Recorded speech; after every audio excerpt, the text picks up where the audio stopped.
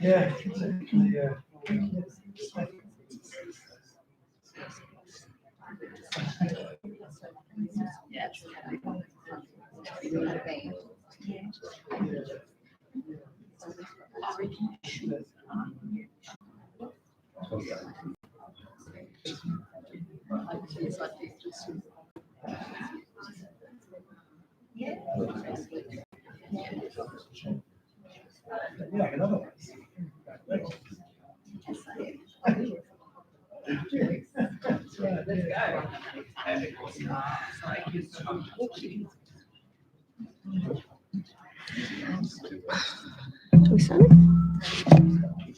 Welcome everyone. My name is Nicole Young. I'm the Assistant Director for Inclusive Communities at the Department of Health and Human Services, and welcome to today's COVID-19 Community Inclusion Forum. I'd like to apologise for the delay in getting underway. We had quite a few technical issues in getting the live stream up and running. For those people who were logged on and then logged off thinking it wasn't working, we are going to be recording today as well, and we'll make that available on the VCOS website. But first, I would really like to begin by acknowledging the traditional owners of the land in which we're meeting and to pay my respects to elders past, present and emerging, and to any elders and Aboriginal people who are joining us today. I'd also like to acknowledge some of our speakers for today. Dr. John Catford, a public health expert who has come back to the Department of Health and Human Services to assist in the response to COVID-19. Scott Miller, the Chief Executive Officer of Volunteering Victoria. Nicole Battle, CEO of Neighbourhood Houses Victoria, and Vivian Nguyen, Chairperson of the Victorian Multicultural Commission. Welcome. Thank you. And I'd also like to welcome all of you who've made the time to log on and also to join us here today in the room. So thank you very much. Welcome, everyone. I'll just do some brief opening remarks and then we'll get underway with our speakers. All of us here today and on the stream, we're all aware of the impact of COVID-19 is having in Australia and globally. And we also understand that the level of anxiety and fear in our community is high. We know at times like this that when people are feeling uncertain and under threat, that the most vulnerable members of our communities are sometimes the ones who are affected the most. Many of us who are here today would be pretty confident if that we fell ill that we would have families, friends, community supports who can rally around us. However, we know that that's not the case for everyone. We carry an extra responsibility to members of our community. So in addition to looking after your own health and well-being and that of your family, you are also responsible for leading staff and volunteers and ensuring their safety and the safety of your community and the people who you serve in these times. So in today's forum, we'll cover the latest public health updates on COVID-19. We'll talk about the planning that you should be doing in your organisation and give you some support around that. And also, we'll also talk about social isolation and connection and well-being for the community in this time.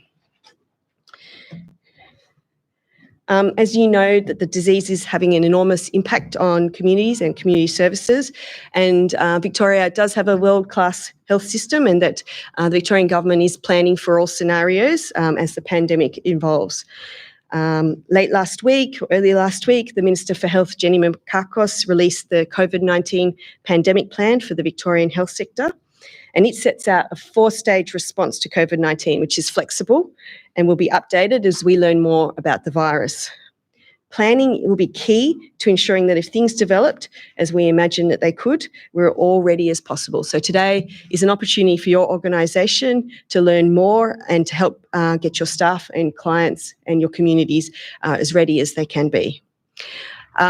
So as I said, we will be sharing this content on the VCOS website, which will also have links to other useful resources and fact sheets. And it's also an opportunity to ask questions of experts and to talk to your colleagues. I just want to assure you that the Victorian Government is dedicating all available resources to make sure that we're fully prepared and that we all have a role to play and we'll get through this together. So just for those of us who are in the room, just some housekeeping. Toilets are through the door at the rear, phones on silent, and please follow instructions if required to exit the building. We're also using a audience interaction platform today called Slido. Here we go. Slido allows you to submit your questions and to vote for questions that you want to see answered by our panel. We won't be doing questions during the presentation, but we will be doing questions throughout the panel. And never fear, if we don't get to your question today, we will be keeping those questions and providing some information in response back. So please do post your questions today. I think there's a questions and there's also poll. I think if you look on the poll, there's a warm-up question for you to use and get used to the system. So if you go to www.slido.com, enter the code #community2020, you'll be with us today. So thank you very much, everyone. Without further ado, I'd now like to introduce Dr. John Catford, who will share an update on COVID-19. Thank you, John.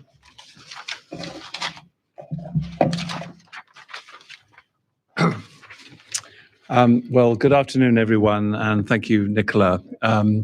So I'm a medical doctor. I've been a professor of public health for more than 30 years, and I've been a dean of medicine, and I've been very involved in the development of health services here in Victoria. So I think I've got a good understanding of some of the challenges facing the health sector and also the community services sector, because until I came back to the department 3 weeks ago, one of my roles was to chair the La Trobe Health Assembly, which is a community-led organisation trying to bring the community voice back into local health service planning. And through that, I met very many people at community level, many community organisations. So I think I've got some sort of understanding of some of the issues, concerns, worries you have at the moment with the COVID epidemic. So let me just give you a few sort of key facts, and then we might just begin to unpack the sorts of practical actions you could be taking within your groups and communities. So we have in Victoria currently around 180 cases of confirmed coronavirus. There have been no deaths, fortunately. About half of those cases are due to people coming into Australia from overseas, principally the USA and the UK, who were infected. And the other half are contacts of those people who were infected. We've just got the very beginnings of some community transmission now, which is whereby we don't quite know where the person got the disease from. So it is still very early here in Victoria and Australia, but we know from international experience we're going to see a big pickup in numbers of cases over the next few weeks. We're just at the beginning of this curve, which I'm sure you're aware of in Victoria and Australia. And the whole strategy is to try and reduce the peak of that curve and to extend it or flatten it out, so the epidemic lasts for longer, but there are fewer people involved who are sick.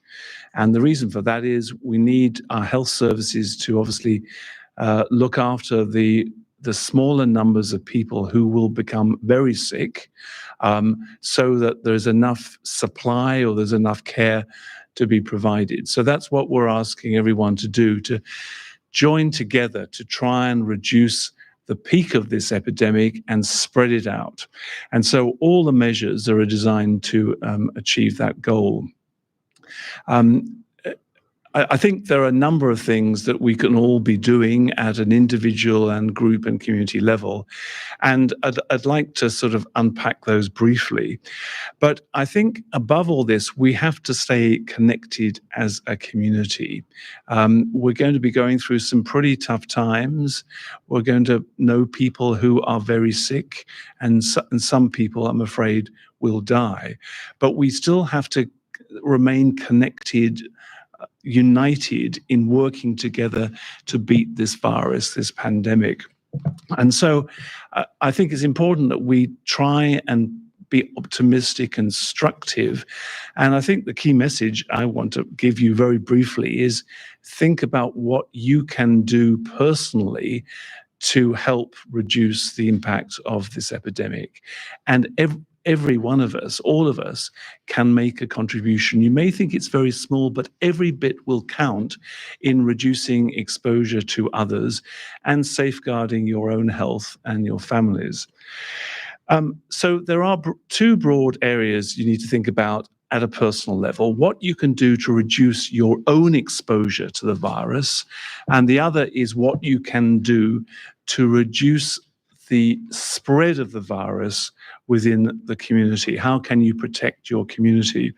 Now, I'm sure you've been following the media, which by and large has been very responsible. And the sorts of things we're talking about reducing your exposure is for you to adopt basic hygiene. And I'm sure you've got this. We need to wash our hands very regularly with soap and water, particularly if we've been in a public place, after blowing our nose, if we've been coughing or sneezing, or using the toilet. And the purpose here is to try and reduce the contamination on your hands of the virus. Because if you place your hand on a surface, and that surface is not cleaned and someone else touches it, they could well pick up the virus. And obviously the virus can also spread by you coughing and sneezing. I mean, I think you've got that absolutely. And that's why we're recommending people try and separate and reduce contact with other people to around 1.5 meters. Now, that's not possible all of the time, particularly in your organizations, but we need all to think about how can we reduce the risk, reduce the frequency and the duration of very close contact. We should stop shaking hands, hugging or kissing. We should look at getting vaccinated against the flu. We don't want people to have the flu and the COVID virus. We need to think about good environmental cleaning, about cleaning worktops, keyboards, phones, door handles, those sorts of things where the virus could spread to someone else, and more particularly about how you might catch that virus. And think about the possibility that you might be required to self-isolate, go into quarantine. How would you manage? And particularly the people who are taking medications, make sure you've got a supply of 2 weeks, because that's the period of isolation.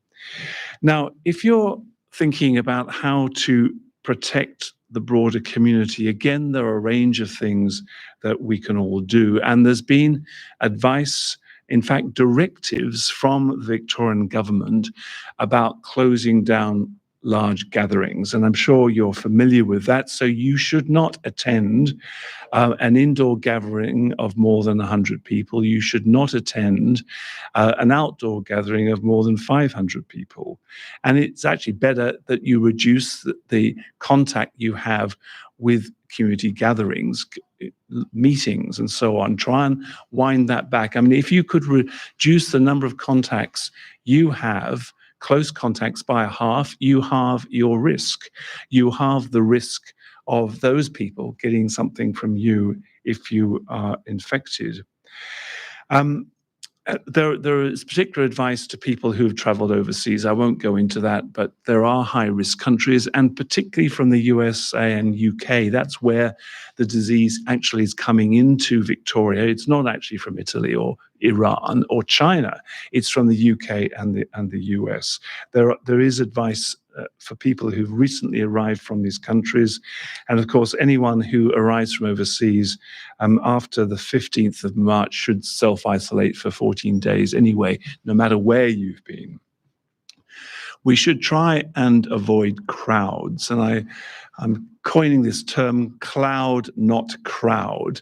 We need to think about using the cloud, and congratulations to the organizers of this meeting for organizing, although it took a little time, a good social media type connectivity. I think that's what we need to do more of. Now, again, I'm very conscious that in your settings, you need to be with clients, and you'll need to think through this. But, what could you do to try and increase physical distancing between you and clients?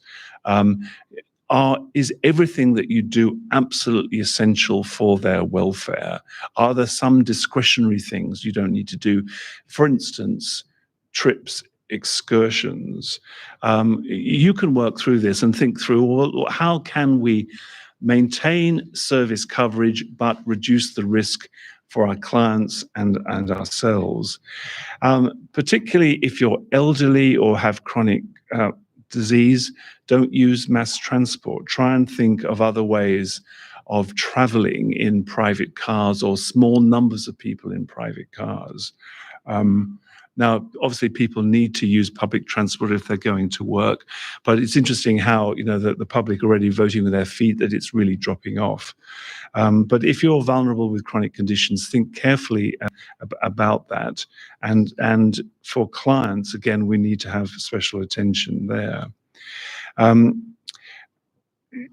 You should not think about organizing community events, large business meetings, even if it's under 100.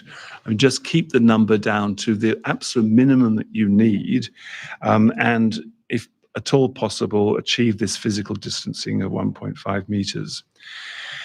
Now, as an employer or an organization, you also have responsibilities, obviously, to your workforce. I'm sure you're not allowing anybody to go traveling internationally at the moment, but even think about domestic travel. In many ways, the best strategy is to stay local, be local. So work local, study local, shop local, play local, keep localized, and that will reduce your risk. And that applies to organizations. Think about how you can keep your workforce really local, preferably encourage them to work at home if they possibly can. Again, very conscious in your sector that, this may not be possible, but even some of the back of office staff, could they be working at home? We need to think also about ensuring that there are supplies available to help with hand washing and sanitizing in the workplace.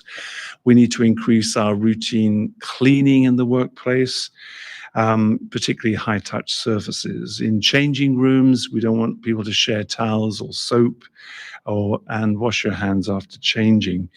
Think about opening the windows, adjusting the air conditioning, enhancing airflow through indoor environments. And if you're serving food and canteen staff, we need very excellent high standards of food hygiene. Now, we're about to produce some further guidance on the DHS website about all these things, so I'm not expecting you to remember it all, but within hopefully a very short period, there will be information, up-to-date information available. And perhaps I could just finish on particular responsibilities of community service providers. Your workforce, your volunteers are a critical resource. And so I think all those measures I've talked about, we need to go the extra yards to ensure we protect the safety and health and well-being of those staff members and volunteers. We need them all. We need them over the next few months. We don't want them all to burn out because they're overworked and dashing around all the time. We don't want them to get sick. Some will get sick. They will come back to the workforce after their period of isolation. But, we need to be very smart about how we manage our workforce and volunteers, and particularly think of the needs of older people with disabilities, with chronic conditions. They're at greater risk. Think of even extra ways you could safeguard their health. And I think a final comment is do let everyone know what you're doing, your staff, your volunteers, your clients. I think often part of the difficulty with this panic and hysteria that we're seeing is people don't know what to do or what's happening. So I think you as an organization have a very special responsibility to keep all your people informed, stay connected with them. So we will get through this. There will be light at the end of the tunnel. We can see that in other countries that are coming through it. It'll be some months before it occurs here in Victoria, but we will get through it. And we need a good recovery. We need organizations to remain viable, to be able to build up, bounce back after the epidemic has passed. So we're in for the long haul, and all of us here in the health department and across government are with you every step of the way. So thank you very much.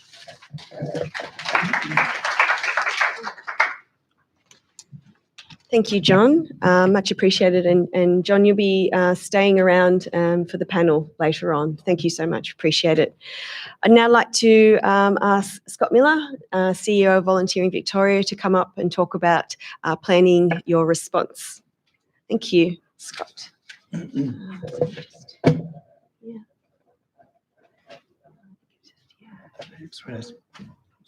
we go. Thanks. Just click there. Okay. Good afternoon, and I too would also like to acknowledge the traditional owners of the land that we're meeting on this afternoon, the Wurundjeri people of the Kulin Nation. My name is Scott Miller, and I'm the Chief Executive at Volunteering Victoria, and it's my pleasure to talk to you about how to plan through this challenging time for you and your organisation.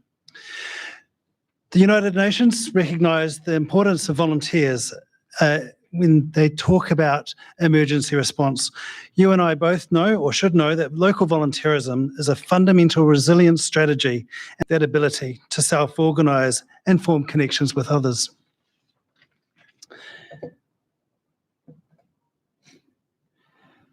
So just for those that want to see what 2003 antivirus looked like, I was able to put a slide up there from our dear friends at Norton. So today I want to cover off with you our current context, some of what John has already remarked on, which is communicating strategically, what volunteers need in a time of crisis, some other considerations that may or may not have been something you've thought about in this emergency response stage, and if you are thinking about volunteering, how we can support that through the next couple of weeks to months. So I've been asked to talk about how you enact your business continuity plan. We recognise that your organisation is likely already experiencing serious disruptions to your normal way of doing business and will undoubtedly experience many more to come in the next weeks to months. For some organisations, services, events or attendance will decline, while many, especially in human services, will see an increase in demand for services.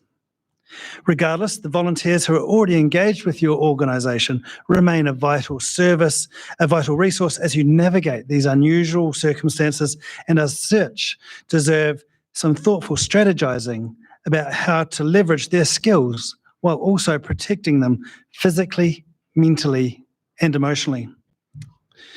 So we recommend you prioritise your organisation's staff, volunteers, constituents and community. As John remarked, do that by setting up additional washing stations, encourage social distancing and set up systems for staff and volunteers to work remotely where possible to reduce the spread of disease. It's advisable to adjust your staff and volunteer training. What can you postpone or leverage online or through other virtual means?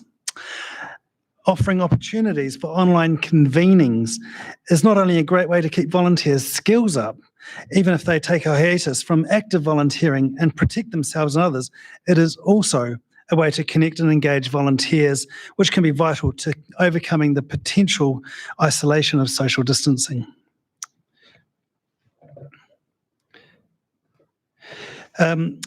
We also discuss determining which positions are crucial to your current state of volunteering, of operations.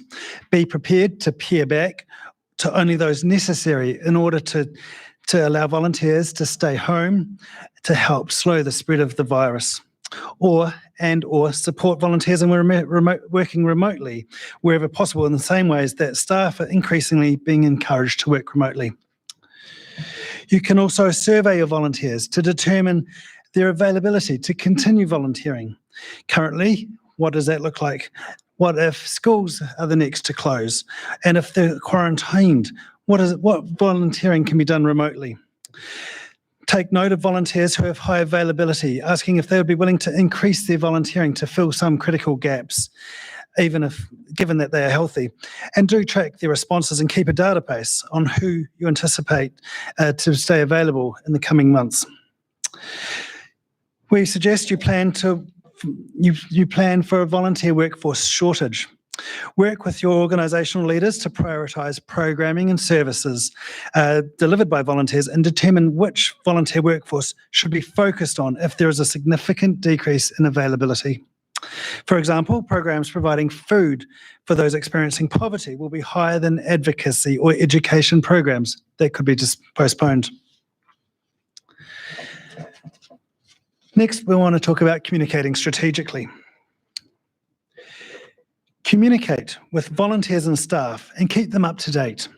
Ensure that they understand their options and allay any rumours while also providing guidance for their safety and that of others. Include volunteers and staff in decision-making around policies that affect them. Having volunteers and staff at the table will ensure that their concerns are heard and addressed. Ensure that volunteer engagement remains an integral part of your organisation's overall response plan. We encourage you to talk in narratives that build solidarity, that build inclusion, that respond to the increase in individualistic behaviours that we're seeing in the supermarket. Narratives like, we will get through this together. Our own health depends on the health of the person next to us and the person next to them. Ensuring others can access care is how we take care of ourselves. Our families and neighbours are stronger, safer and healthier when we come together in moments of joy and celebration and through illness and crisis. And we pull through this by pulling together. Those narratives will be increasingly required to support the cohesion of your community. So what do staff and volunteers need in this time of crisis? As leaders, staff and volunteers need your grounded counterbalance to fear and uncertainty. In times of uncertainty, the public looks for those that they can trust. You are those people. During times of stress, your people will find the following 3 leadership traits particularly helpful: consistency, transparency, and predictability. When we remark on consistency, do you show up the same way you did before the crisis? Do your messages share and represent a logical narrative? Do they align with your organisation's values? When we talk about transparency, do you say what you mean? Do you speak the truth, even when it's unpopular? Do you admit mistakes, even if it's uncomfortable? And predictability. In times of upheaval, this characteristic of leadership is particularly important.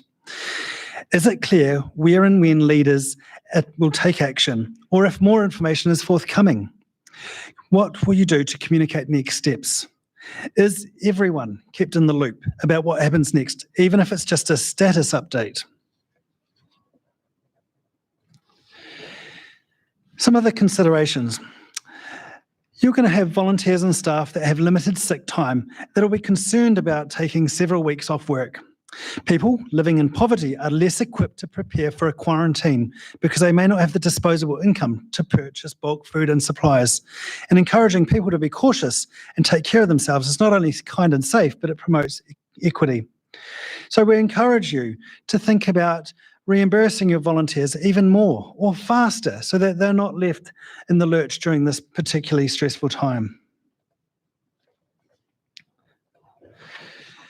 Now, as questions have already emerged on Slido, can we still volunteer? It's no easy answer. We're not here today, or I'm not here today, to give you a yes or a no. I would like you to reflect, however, on some of these following statements. Your staff and volunteers may be vulnerable to transmission. Be thoughtful about who to involve during this time. Some of your staff and volunteers may already be carrying the virus and not yet know it. Can you supply sufficient personal protective equipment, e.g. hand sanitizers or masks, as required to do your volunteer/paid work? And what activities can be done virtually, e.g. offering new online training or support services. In summary, we at Volunteering Victoria have produced a series of online resources for volunteers, for leaders of volunteers, and for general information on COVID-19. Guides for volunteers include advice for volunteers, specifically in their rights and responsibilities of being a volunteer. There's a message on stopping the spread, and we encourage people to do the DHHS self-assessment on whether they may or may not have COVID. There's guides for leaders of staff and volunteers. We have a business continuity guideline available. There's a pandemic policy template through our community, which we highly recommend. And we also have several other resource sheets. You can access them on our slides here at Volunteering Victoria /resources-guides COVID-19. So just a couple of slides of reflection to end on here. Here we have a lovely note from a young girl recognising that since the coronavirus may come, we thought you might like it if we could stop and help you with your shopping. We're here all the time. If you're elderly or don't have any friends or family for support, these are the messages of kindness and empathy that are going to see us come through. On a related note to our canine lovers, the real winner of this pandemic are the nation's dogs, who are experiencing unprecedented levels of people being home. And what we're seeing going viral really well at the moment is this sort of self-isolating checklist here of skills and options that you can present in your community. We're seeing them all across the country, and taking notice of the remarks of John and myself and the presentation being, it's still an opportunity to build the community resilience of your neighbourhood, of your town. So recognising that resilient communities allow for dynamic interactions between people facing threats in their environment, volunteerism enables individuals to work together, shaping collective opportunities for dealing with risk and connecting individuals and communities with wider systems of support. We do agree that volunteerism is a universal social behaviour and is therefore a critical resource for community resilience. Thank you very much, and I look forward to speaking on the panel. Thank you, Scott. I'd like to call up to the podium Nicole Battle, CEO of Neighbourhood Houses Victoria. Thank you, Nicole.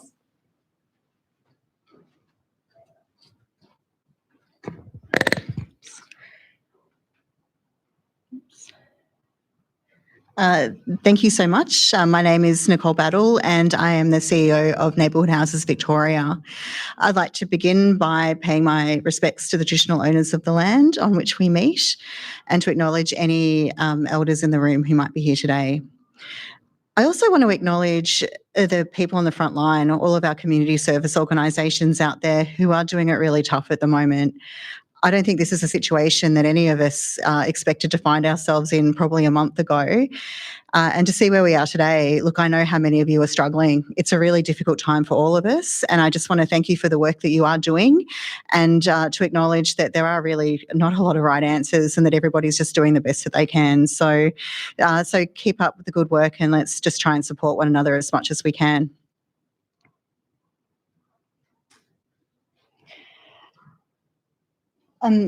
So no doubt the medical system is going to play a really important role in getting people through this from a health perspective, but I think the community services system is going to play an equally important role in making sure that we all get through this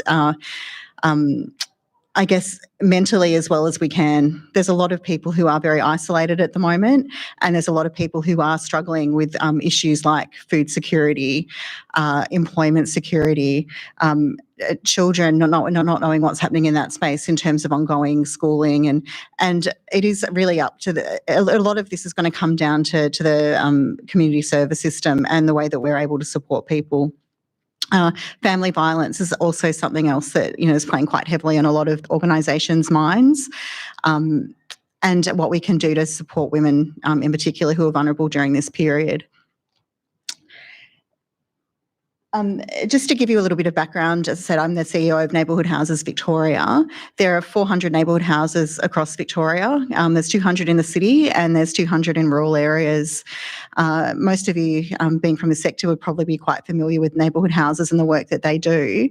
But certainly during this period, our houses, given they are a bit of a one-stop shop for lots of different support systems and lots of different cohorts, are really finding themselves on the front line of a lot of work, particularly in terms of food relief.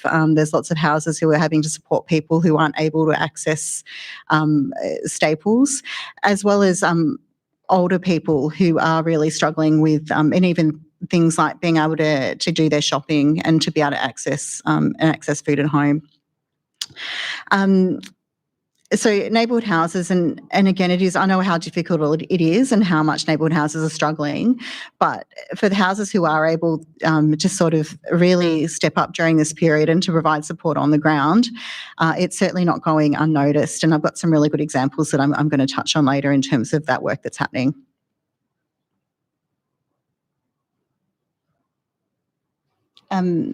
I was just going to mention too, and to sort of follow on from what Scott said, we have about 12,000 volunteers who are engaged through our neighbourhood house program, which is a lot. We've got about 6,000 staff and 12,000 volunteers, and it is going to be up to organisations to really think about how they're best able to mobilise those people during this period. A lot of the volunteer programs or how we traditionally relied on volunteers will potentially change, given that a lot of organisations and a lot of houses have already made the decision to stop running, social gatherings and any kind of things that bring people together in physical proximity. So that's a lot of where volunteering comes in. So how can those volunteers be repurposed, I suppose, in order to make sure that hygiene and that people are kept safe and that we haven't got people in close proximity while still giving people what they need at this time?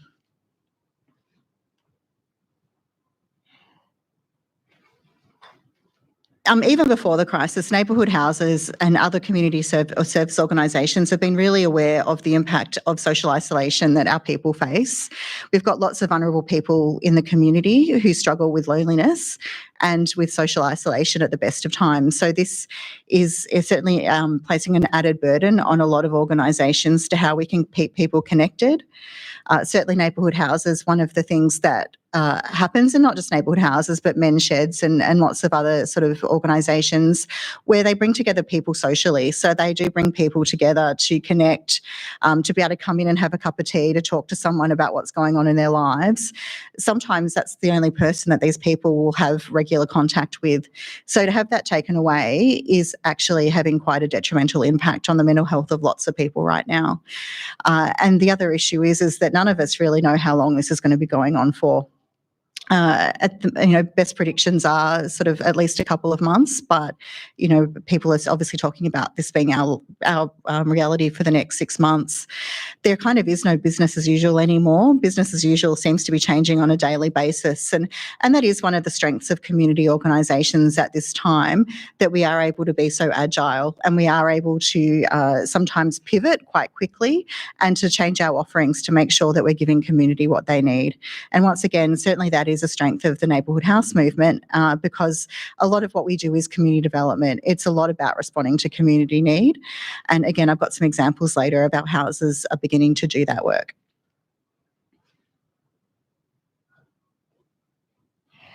Connecting people online. Certainly a lot of houses and a lot of organisations, as Scott mentioned, are beginning to think about what offerings can they move online. I was scrolling through Facebook yesterday and I noticed Balla Balla Community House, I think out in near Cranbourne, are now offering story time via online. They've got like a FaceTime, Facebook sort of story time for young kids, which was actually really nice to see. And I think people can feel as though they're part of something bigger than just sort of being at home. So there's been some quite creative offerings.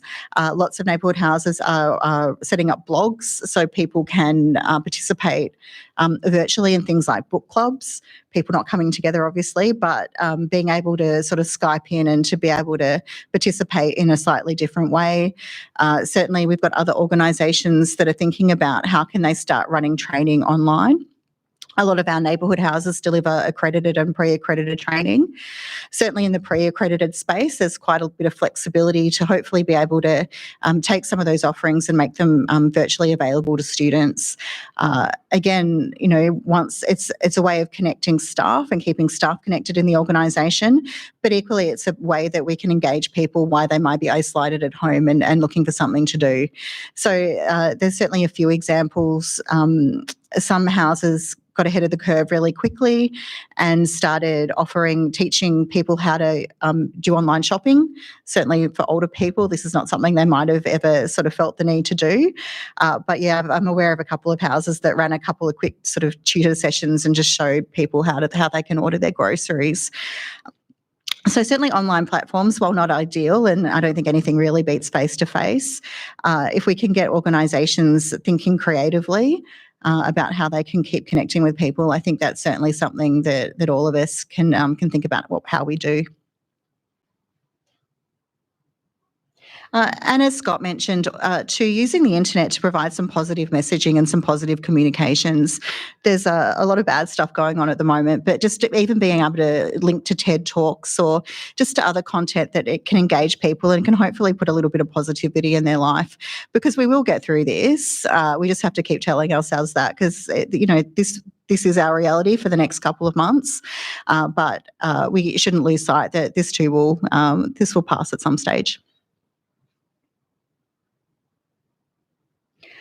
Support for individuals. I've sort of touched on this, but during this time, there's going to be a lot of people who are looking for support, whether it be as individuals or as families. And this is where community service organisations, there might be lots of other, or there might be sectors that are able to, I guess, curtail their activities for the next few months. But the community service sector is certainly not one of those, because there's going to be an increased demand from individuals and families looking for support. Certainly, I was talking to a house just then, Mary from Emerald, who talked about their pantry at their moment. They can't fill it fast enough because they've got so many people coming looking for food. And these are people that have never accessed those services before. So certainly the food relief is something that we're seeing a lot of people looking for that. We're seeing people who aren't able to get out to the shops because they're self-isolated. So people looking for delivery services and people to be able to secure groceries and medication for them. We're going to have people who have counselling needs because mental health self-isolation is not good for people. We know that. And are going to be people who do need to hear that voice on the end of the phone, to know that they're not alone, to have that regular connection. And again, there's going to be there unfortunately will be women and children in particular who experience probably increased levels of family violence during this period as well. So the need for individual support is not going away. So we as organisations need to make sure that we are able to keep providing in that space. Obviously, we need to keep our staff safe and we need to keep our organisations viable, but we also do have a responsibility to the cohorts that we represent, because they do need us.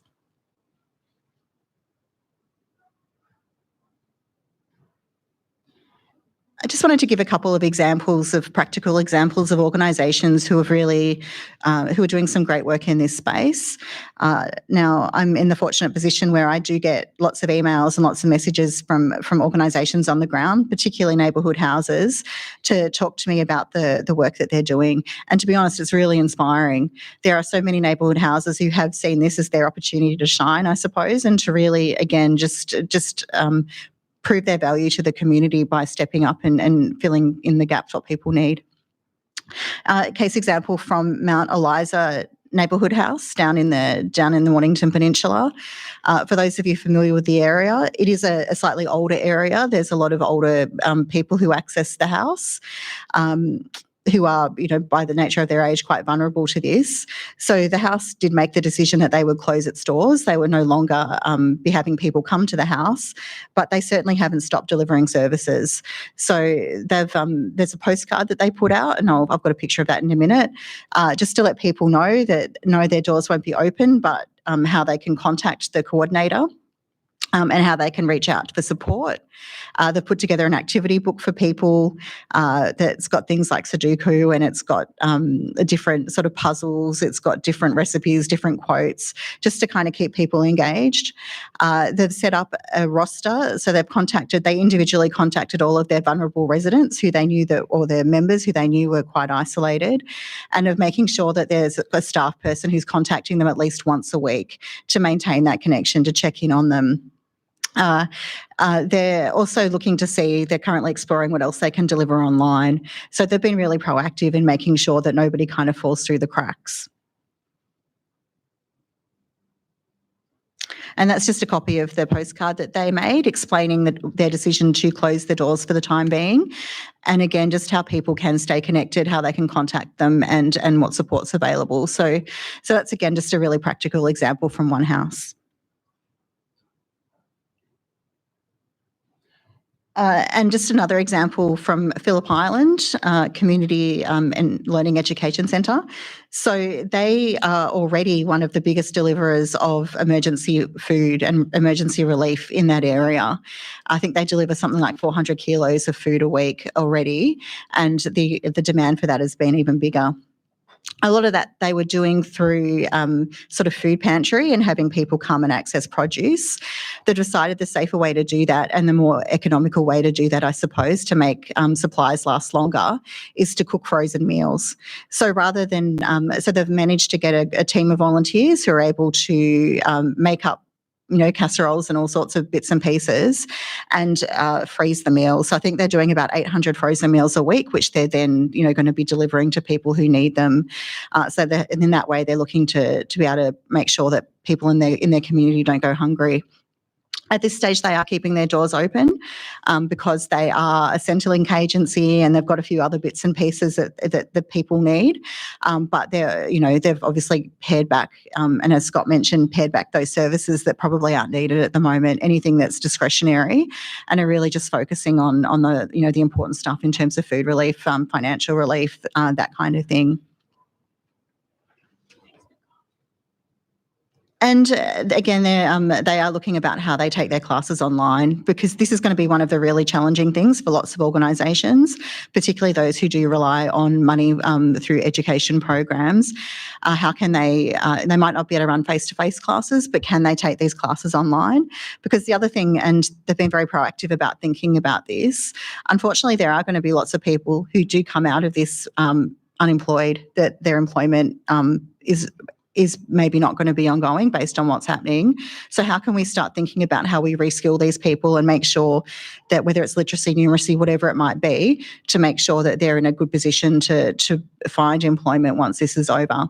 So just two examples of things that are happening across organisations, but equally there's so many more that I'm aware of. So to everybody out there, do keep up the good work and support one another, and let's do what we can to make sure that we all do get through this as best as we can. Thank you. Thank you to our speakers, to John, Scott and Nicole. I'd like to invite the three of you to come up to the panel as well, and also Vivienne Nguyen, Chairperson of Victorian Multicultural Commission. So now this is the opportunity for interaction. There's already quite a lot of questions coming through on Slido, including those that have been voted up, and so I really encourage you to put those questions to your panel. Because we started late, we'll have less time that we would have liked for this part, but I'd like to assure you that we will get back. We've got the questions, we've got the record of what you want to know, and we'll get the information out to you after this session, as well as putting this session up online. So thank you, panellists. I'd like to start off the panel with a question to Vivienne. As you know, the COVID-19 situation is evolving very rapidly. I'm going to combine this question with a question from Slido. Firstly, what do you see are the particular challenges for culturally diverse Victorians, and how are we getting information out to our culturally diverse communities? Thank you, Vivienne. Thank you for the question. There are a few aspects I'd like to share. First of all, there are many community organisations. Just hang on, Vivienne. We just get the microphone working. The think it's working now. Thank you for that. I just want to make a few observations. The first is that there are many community organizations that are culturally diverse, and they are ethnicity based, if you like. They are completely volunteer based, and their governance and their capacity to respond to change is very minimal. So they are suffering quite severely in terms of information coming through to them, and some of the information that are coming through is not in language, so they are behind in terms of the up-to-date information. Their members, as a result, are also behind in terms of the up-to-date information. There is a lot of confusing messages out there from the English kind of space, but as well as in language space, where people just don't know what is current and what isn't. Information coming from overseas or their country of origin in their language is happening faster than the information that's currently available in Australia and in Victoria for those organisations and those members. So there's obviously a lot of confusion out there. So information and information flow, I think, is a huge impact. The second thing is many cold communities are very strongly faith-based. The fact that we can't have gatherings is going to create a huge issue for them, particularly for those faiths that are leading up to the Easter and the period, and then we've got Iftar coming up, and there's quite a few other faiths that are going to have significant events or dates happening. So for them, that is a double a whammy for them. So that's the second issue. The third issue is, I think some of the community leaders are not able to be as equipped to be able to communicate back to their members. Either they are, because they are volunteer based, they don't necessarily have access to the information or are able to keep up to date with their day job plus their volunteer job, whether they are the president or a secretary. So they're also behind, and they need help to be able to be kept up to date and be able to communicate that back. So they're the three main ones that I see right now, notwithstanding the longer impact of social isolation and so on and so forth, which I think many of the people on the experts on the panel can also share. Thank you, Vivian. And certainly the department is working on some tailored information for culturally diverse Victorians. And it is a fast-moving space, as we all know, but we hope to have some information on the department's website shortly, and certainly in the coming days. So we appreciate the need for tailored information and in language. Thank you. The next set of questions I have, I might direct to John. So I'll give you two. How long does the virus droplets remain live? We've heard various times up to 4 hours. And the second question is, our house is still open, but we've run out of disinfectant, hand sanitizer and antibacterial wash. How do we protect ourselves and community in those circumstances? In terms of the length of the virus,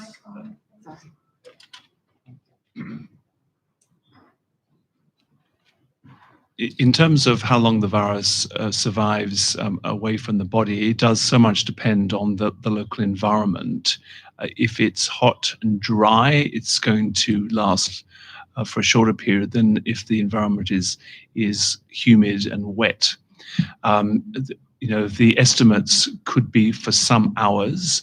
That's why we're recommending that there's very regular cleaning of high-touch services like tables, for example, and particularly if other people are using them. So at the end of the day, for example, you should wipe down your office desk and equipment because someone else might be using that. So now the other question was about running out of supplies. Well, in terms of hand washing, soap is absolutely fine. It's probably even better than hand sanitizer. So I think most people can access soap. The soap is not in short supply. So, wash your hands with soap for about 20 seconds. I mean, there are various ways of timing that, but if you sing happy birthday to yourself, that's about 20 seconds. In terms of other surfaces, well, a good disinfectant could be suitable if you can't get a disinfectant itself. But hopefully there will be stocks coming into supermarkets soon. So, you can pick those up shortly. But if in doubt, you could use a detergent. Thank you, John. There is a question about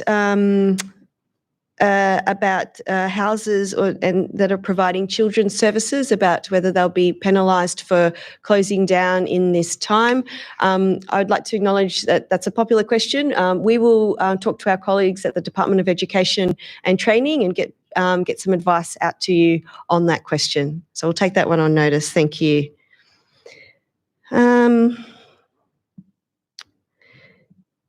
Okay.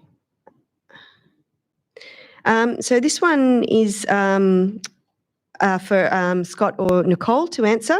How do we support our vulnerable people if we ourselves don't have the resources available? And I think I could probably combine that with the what supports are available for community orgs and not-for-profits at this time.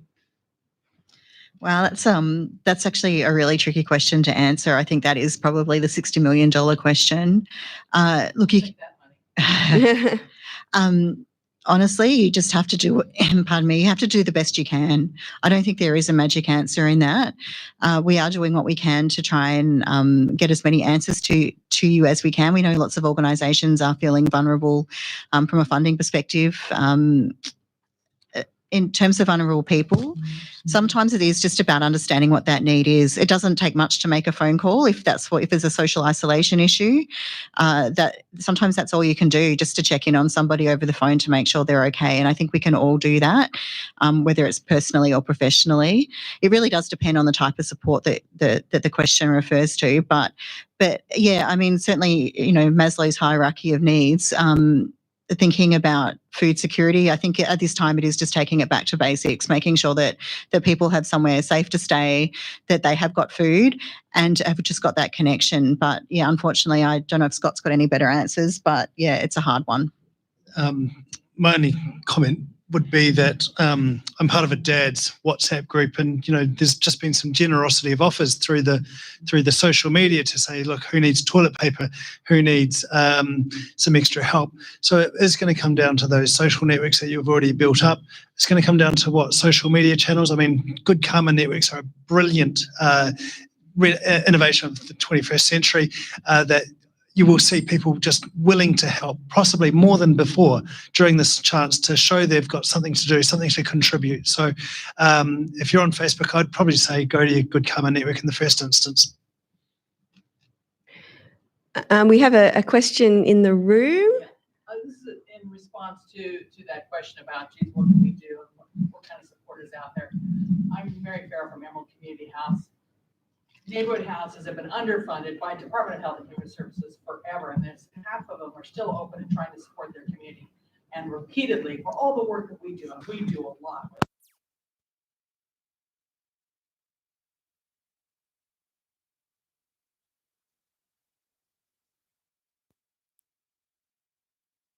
now, if Department of Health and Human Services and the ministers who are responsible for the work that we do cannot see how that they need to support our centers being open full time. We get 25 hours a week to be open.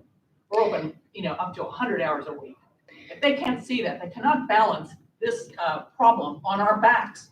We must be funded so we can pay for people to do the work.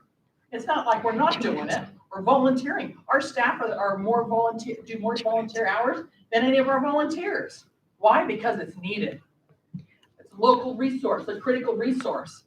Where's our support, Come on. So that really I know what you're saying. It's like, well, you haven't got money. The Department of Health. State government would be providing assistance with material aid. So I might just ask Aguirre if you're able to take that one. Thank you. Thanks. Again,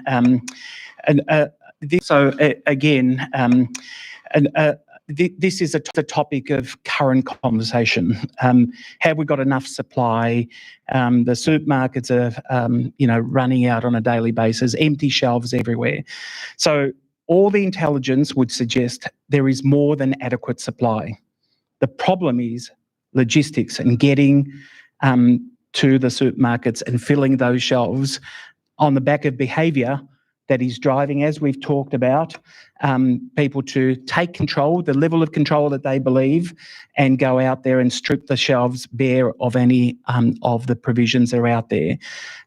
There is a strong sense that that will rectify in the coming days and in the next week or so, when the supply chains obviously increase their logistic capability and capacity, the way that supplies are positioned.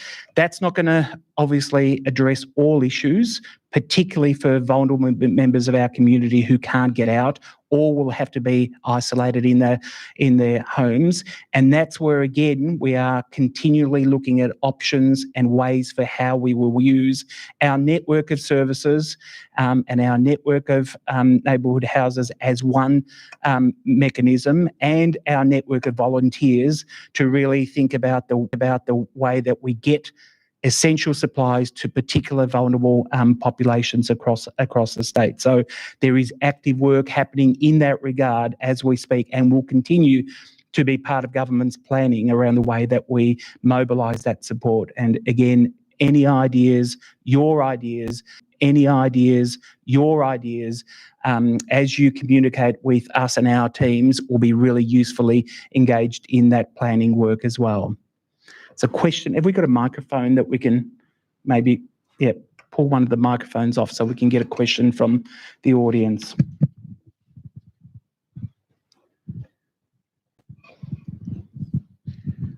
Hi, I suppose it's probably more an observation that I think that from the community perspective, we have, sorry, I should have said I'm Denise Boyd from Star Victoria.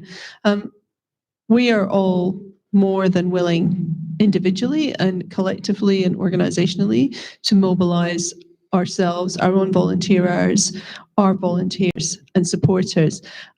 I do think that perhaps government at state and federal level needs to appreciate that the community will start to feel a little bit cynical about what's being made available. I hear exactly what you're saying about mobilisation, etc.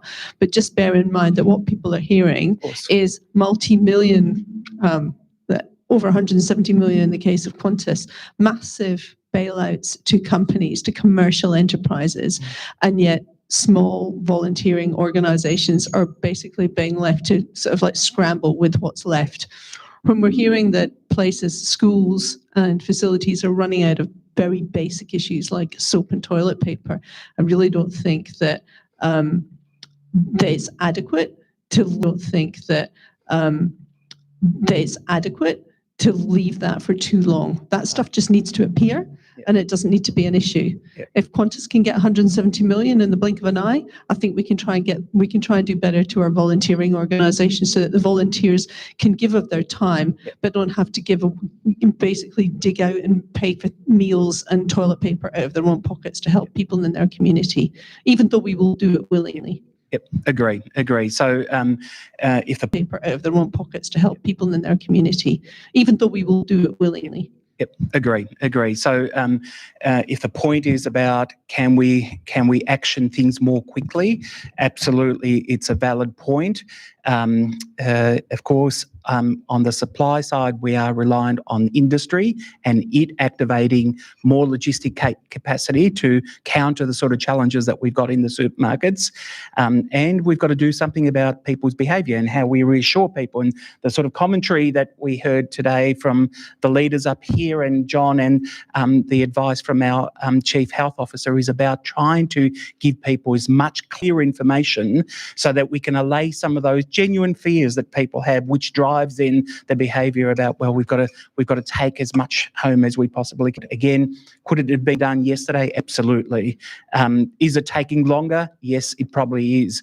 People want answers here and now, but appreciating this is a fast-moving, dynamic environment that all of us are working in, both those people that are on the front lines of supporting people at need and those that are working behind the scenes hard to try and get the right solutions and get your input in how we frame those solutions. Thank you, Agiri. We might go to a Slido question. It's a specific question, but it's one for John, because I think it's a practical question that might have relevance to quite a lot of organisations. It says, our AGM is scheduled next week and we have moved it to a larger location to allow for social distancing and will only have a small audience. Is that okay to proceed? I imagine that question has relevance for many organisations in a lot of contexts, doing a lot of activities. Look, I think that's a very sensible step forward. You're achieving social distancing in that. If you reduce the numbers, fewer people are in contact. So, I think that's very appropriate. But it's your call, though. Do you need that AGM now? You probably do. But look, you have to take control of that and make the decision. Obviously, if it goes ahead, and I think the plan is the right one. You need to think about all things around it. So we don't want people shaking hands and touching lots of services, and people should come in and go. Don't hang around. Don't mingle. That may be, of course, not really what you wanted, but just try and reduce the amount of contact if you need to go ahead with a physical AGM. And John, thank you. While I'm with you, you might want to take this one on notice, but do you know if there is messaging from the Health Department to health services, hospital CEOs, to include volunteers in planning and to consider how they can support the responses? I certainly know that there has been discussion about the use of volunteers in health services. You may have heard that, in fact, we're hoping to bring in final year nursing students and medical students to help out in hospitals and health services. So I think there's a great role personally for volunteers to play, but of course it has to be managed well, and we don't want to increase the risk for volunteers unnecessarily. So I'm sure that's something that health services will need to be thinking about, and it's a really important resource that they would be sensible to think of ways that they could use that resource. Thank you. Scott, this one is for you. Should we recommend volunteer services discontinue? Yeah, look, great question. Obviously, some services are going to pare back, as was discussed in my presentation, to essential services, and then those that are continued in an essential capacity are going to need to essential services, and then those that are continued in an essential capacity are going to need that extra support to make sure that their volunteers and their constituents, their community, are being held in the highest regard of safety and well-being through this crisis. So, as John said earlier, it's going to be an issue that an organisation needs to consider on a case-by-case basis, recognising that insurance is not available to volunteers through this period. So you may be putting a volunteer into a compromised volunteer role. Now, is that something you want to take responsibility for? You may have a vulnerable member of the community that could be a recipient of COVID. Now, I don't want to scare people. We've got to keep a pragmatic sort of perspective. At the same time, if you haven't got COVID, you know that your network is clean. Still, please go out and support your community. It is required and it is valued. Thank you. Nicole, you suggest you want to keep neighbourhood houses viable during this period. How do we do that if we have no income? Yeah, again, that's also an incredibly tricky question. It is about, as we've heard from the department, so the NHEP funding, we've heard from DHHS, so that will continue. So there's that coming through. We're currently working with DET to find out what that means in terms of our ACE providers and those who rely on ACVI. Same with childcare. We don't have answers in that space yet, and I know that you need those to be able to determine viability. Unfortunately, I mean, neighbourhood houses, all community service organisations, it's important that they survive during this period because they're going to play an incredibly important role when the recovery starts. So yeah, that's honestly, viability is something that's keeping me awake at night. Again, I don't have a magic answer apart from really working behind the scenes with GET and about the childcare and about the ACE provision, and hopefully again to have some more money coming through to make sure that neighbourhood houses and organisations can keep providing those critical supports. There is a lot of work happening, and hopefully there'll be answers soon. But all I can tell you is just hang on right now, and we're going to get the information out to you as fast as we can, and we're all really concerned about it. Thanks, Nicole. Vivian, this one's for you. Limiting gathering numbers to 100 people in religious practice, how can this be achieved in practice? I know that some of the more prominent faiths are definitely moving into online delivery of their services, and so that is a case around us encouraging their members to be able to have the technology to be able to participate in those services. And right at this point, I'm not entirely sure that the members, and many of them are older, are able to do that. I understand that there are no webcams that are at Harvey Normans and places like that. So a lot of the technology equipments aren't available. So it'll take a little bit of time for them to be able to do that. In terms of the community gatherings, you might have heard from the Minister for Multicultural Affairs this morning in Parliament. There's like nearly 200 festivals and events that were due to take part between now and June, and with those numbers, the limitations that are now in place, many of them will feel the isolation. So technology is there, encouraging people, volunteers in community organisations to make the phone calls, to stay connected, and so on and so forth.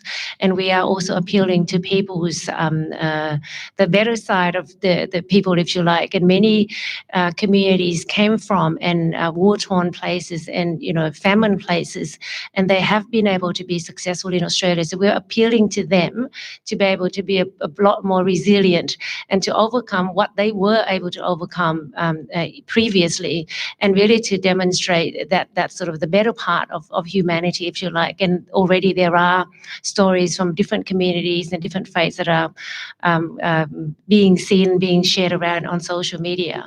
But it is a challenge, at least in the next few weeks, when supply becomes available and that people are able to get on top of the technologies to be able to connect technologically. Thank you, Vivian. I apologise everyone for the starting of late. So it does mean that we have to finish up because we've been kicked out of the room. For those of us who are lucky enough to be in the room, we can talk after this. However, I do want to assure you that this is being recorded and that we will put it up on the VCOS website along with our speakers' presentations, Nicole and Scott. I'd just also like to reiterate that we're capturing your questions, comments, ideas, a lot of great ideas coming through on the Slido. So thank you for that as well. So please do have a look at the Slido afterwards, but we're also capturing your questions and we'll get back to you. And certainly just want to assure you this is not the only engagement that we will be having with you, that we will be looking to communicate in future. So I wanted to thank everyone for today and thank you.